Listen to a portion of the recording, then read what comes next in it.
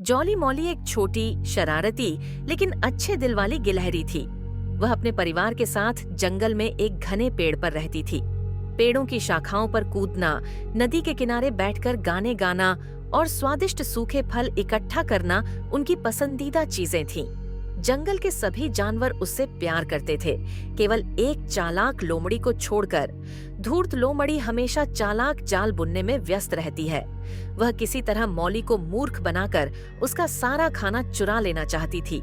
एक दिन वह एक चतुर योजना लेकर आया।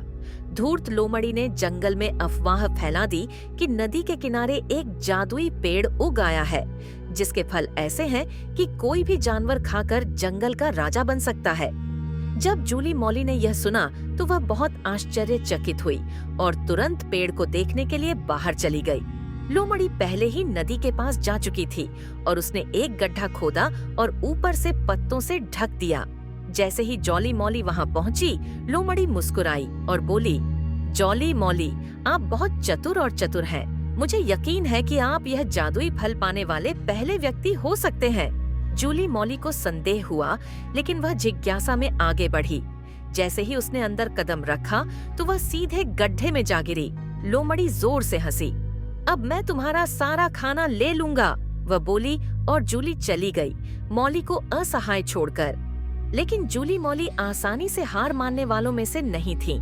उसने ध्यान से देखा तो गड्ढे में कुछ मजबूत लताएं थीं।